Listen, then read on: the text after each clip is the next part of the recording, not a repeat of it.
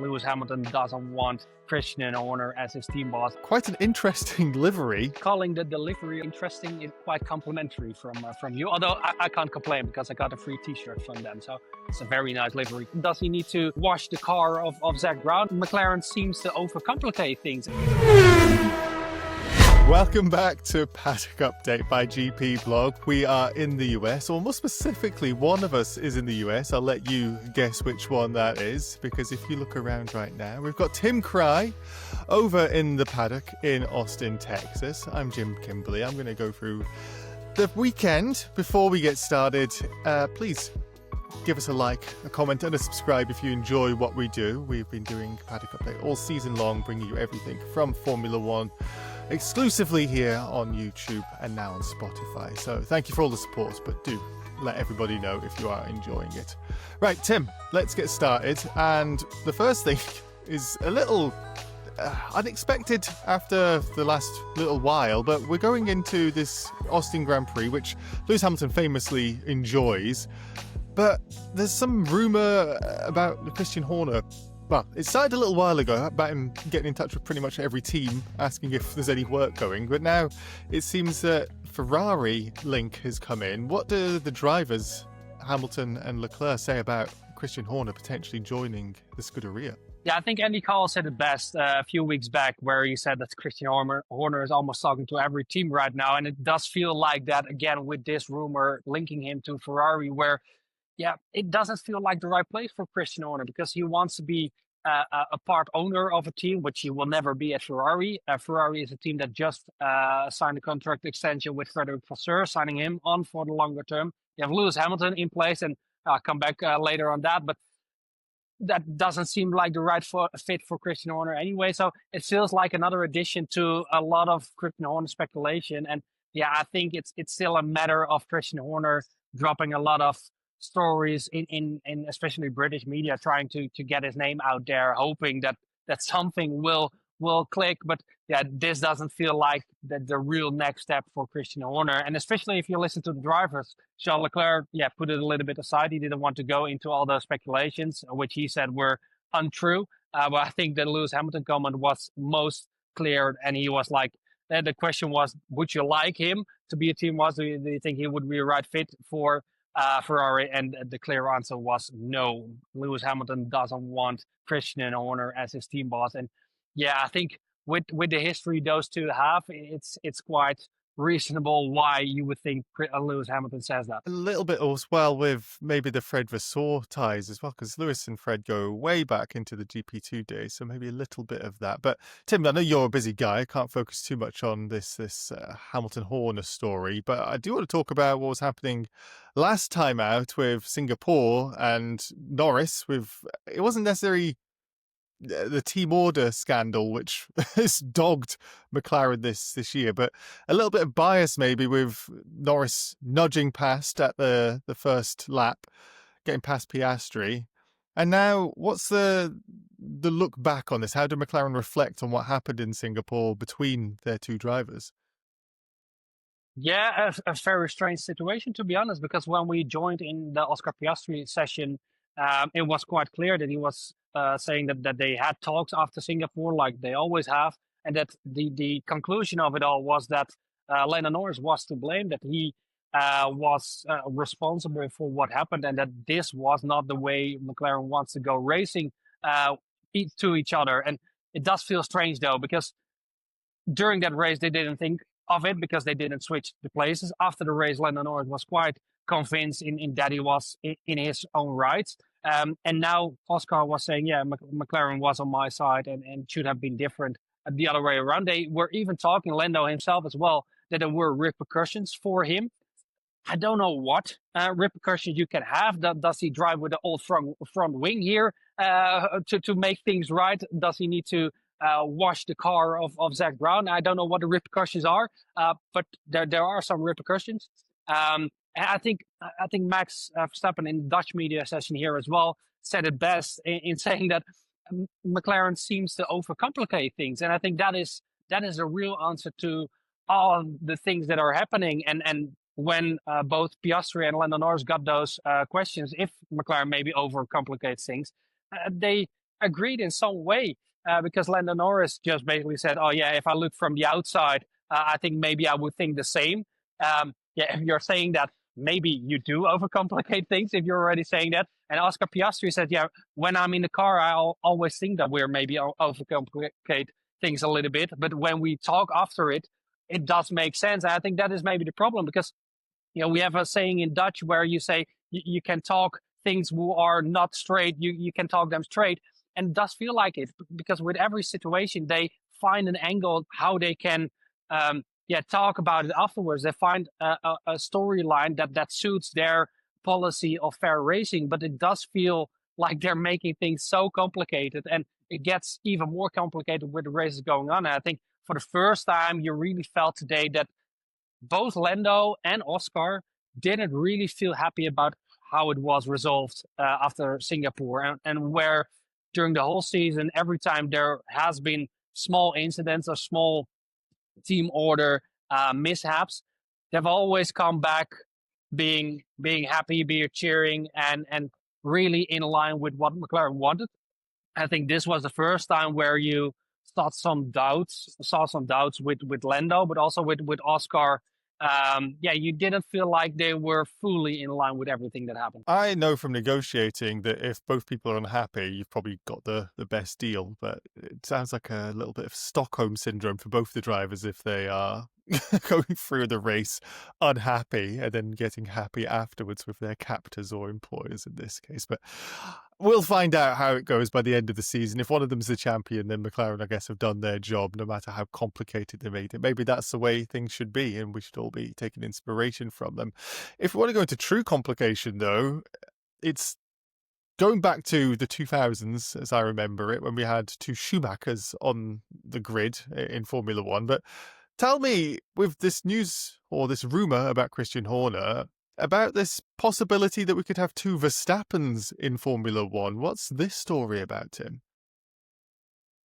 Yeah, in the press conference, they got asked Lewis Hamilton and Max about their dads and the important role they played in their career. And Max always has been very open about Jos, his father, and how big of a role he played in his career, especially in helping him with racing, funding, of course, but especially like all the knowledge that Jos had from his days in F1, how you can set up a car, how you just do the whole process of such weekends, and just how to go about in racing. And he was quite complimentary about it, but also, spoke about Jos maybe being a good fit for the team boss because he knows a lot of things. And when we had the Dutch session with Max, he was asked about it, like, do you really think Jos could be a good team boss? And his reaction was quite funny because he said, "Oh, you don't think so?"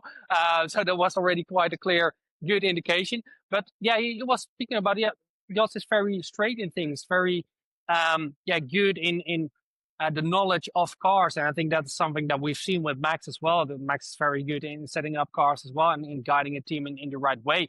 Jos would be a great fit as a team boss. That's maybe up for the commenters in our comment section. But Max at least thinks he would be a good fit. But he won't be an F1 team boss, said Max, because Jos doesn't want it. He doesn't think that is the right place for him. He's rallying, of course. He likes that, being back in racing. I think that is the place where he likes to be most at the moment. Racing driver likes racing. More news at 10. I'd love to see Verstappen as the boss at Ferrari, though. Wouldn't that be something if Hamilton's not too happy about the Horner possibility? Verstappen would really get the headlines going. There's so much news at the moment, and one of the news bits which is really taken a long time to come out, and it's involved Verstappen, as some news stories often do. Mercedes and their contracts with their drivers. We thought Verstappen could go there. That was the one that was dangling above us all through the summer. Don't know how much we thought that was a negotiating tactic, how much reality was in it. But we always thought that it's for the Russell seat. And now we know that Russell and Antonelli are going to be at Mercedes for next year.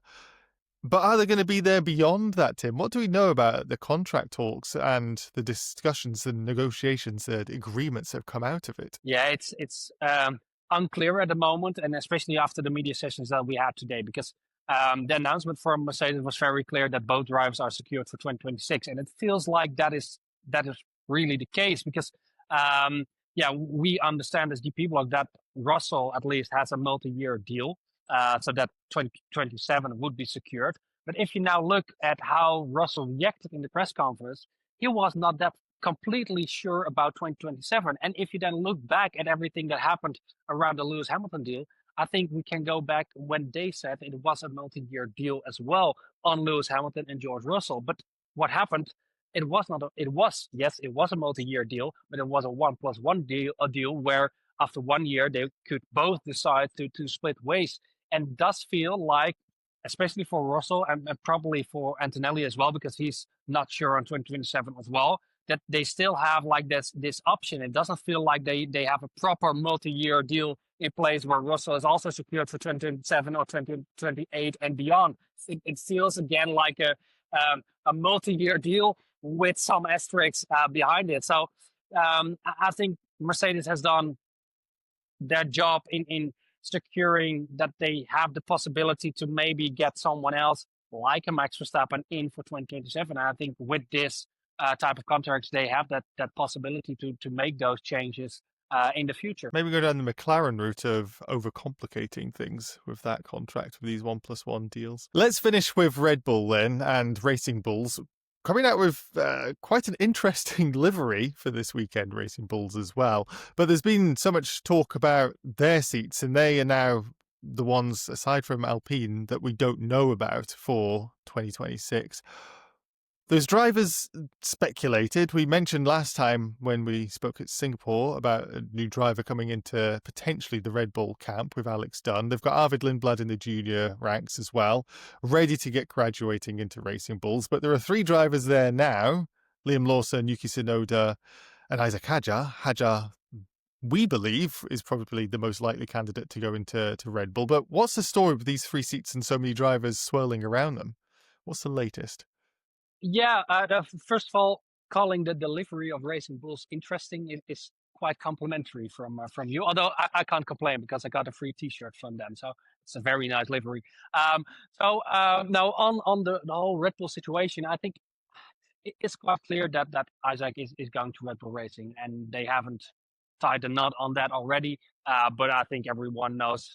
Maybe unless he crashes now in every session that we have up until Mexico, maybe it will be different. But normally, Isaac Hadjar will promote to Red Bull Racing next season.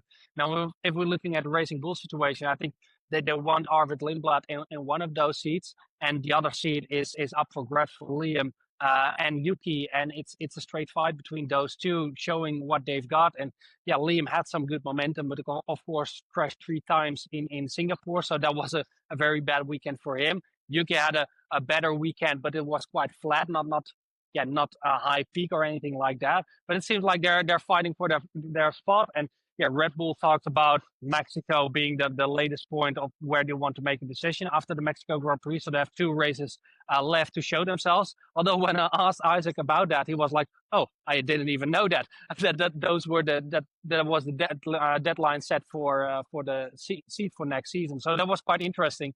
But yeah, I think they're both doing what they can. It feels like Liam has the edge because Yuki's been already for such a long time at the Racing Bulls. There are some question marks around his capabilities of setting up a car and talking with the engineers. And I think Red Bull especially has been very positive about how Liam does that. And I think he's shown some progress during this season again in Racing Bulls. But it's an interesting fight, and it's the last seats that we have open in the silly season for 2026. So it will be interesting to see who they pick in the end. For a season that we never really get the full silly season after the Verstappen talks, Red Bull still keep us with a little bit to talk about going late into the season, and not many rounds left.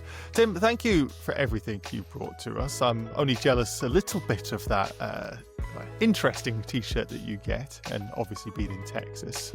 Keep it weird, as they say.